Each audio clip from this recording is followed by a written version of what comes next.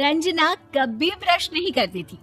उसे कितनी बार उसके माँ बाप ने डांटा, लेकिन उसका कोई असर उस पर होता ही नहीं था, जिस कारण से उसके दांत पीले पीले हो जाते हैं।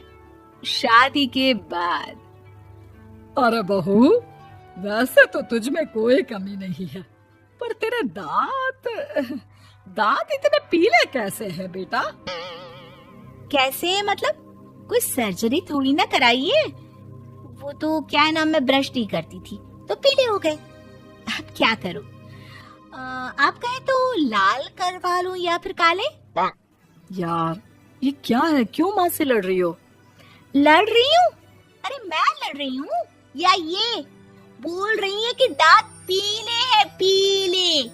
अरे तपस्या थोड़ी ना की है इन्हें पीले करने के लिए। बकायदा ब्रश नहीं किया है 20 साल तक, तब जाकर। छी, कैसी बात कर रही हो? ये उस वक्त तो पीले नहीं थे जब हम लोग तुम्हें देखने आए थे।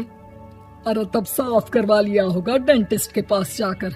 अब देखो कैसे पीले पीले लग रहे हैं। रंजना सास की तरफ गुस्से से देखती है। फिर शुरू हो गई पीले पीले पीले। अरे पीले तो तब भी थे जब मेरे हाथ का रसगुल्ला उड़ा उड़ा कर खा रही थी और बोल रही थी, लड़की नहीं गुणों का खजाना दे रहे भाई साहब आप। खैर, अब वो लोग करते भी तो क्या करते, पीले दांत वाली बहू पल्ले पड़ी थी तो झेलना तो था ही। एक दिन कीर्तन में रंजना गाना गा रही थी।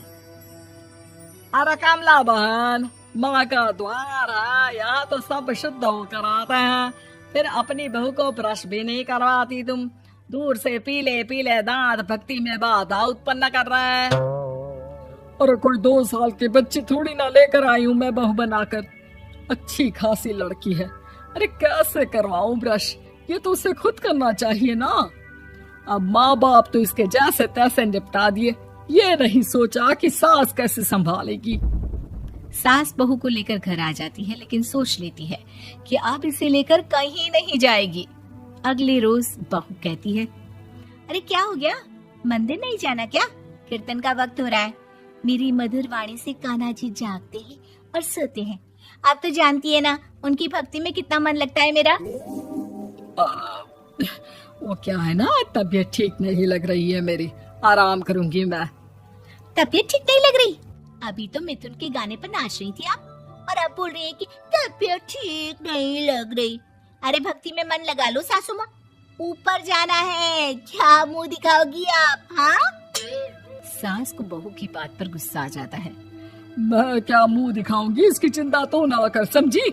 अपने मुंह की चिंता कर, जो ये पीले पीले दांत लेकर हर जगह पहुंच जाती है। पता है लोग कितना मजाक बनाते हैं। ना जी ना, मैं नहीं जाना कहीं तेरे साथ। तो ये बात है, कोई ना, मत जाओ, मैं अपने कमरे में ही बैठकर भक्ति कर लूंगी। ऊपर वाला दांत थोड़ी ना देखता है, मन देखता है, भावना देखता है। और अरे बस बस, तू सब कुछ दिखा, बस ये सफेद चमकदार दांत ना दिखाना किसी को, है? जा यहाँ से। बहू को सास की बात का कोई फर्क नहीं पड़ता, वो तो जैसी थी वैसी ही रह जाती है। सुबह नहाकर किचन में खाना बनाना, फिर खाना खाना, कीर्तन भजन करना और सो जाना। एक दिन, माँ जी मैं सहेली के घर जा रही हूँ, शाम को लेट आऊंगी। हाँ हाँ तो जाना, मैंने कौन सा तेरी आरती करनी है घर पर बैठकर। रंजना सहेली के घर जाती है, जहाँ वो पार्टी में जाने की तैयारी कर रही होती है। अरे शिखा, कहाँ जाने की तैयारी कर रही है? मैं गलत वक्त पर आ गई क्या? अरे नहीं यार, उल्टा सही वक्त पर आई है। मैंने ये साड़ी और ज्वेलरी निकाली है यार, शाम को इनके ऑफिस की एक पार्टी में जाना है। बताना कैसा लग रहा है ये सब?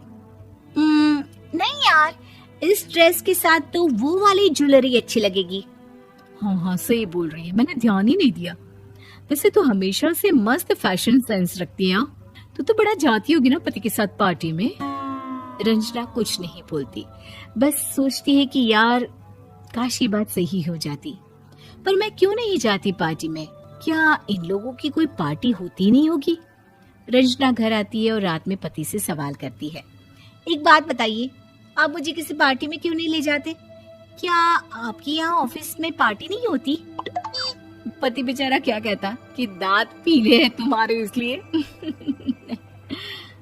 अरे कोई पार्टी होती नहीं हम लोगों के ऑफिस में, तो कहाँ से लेकर जाऊं? और मार्केट, मॉल, कहीं वीकेंड घूमना, कहीं तो।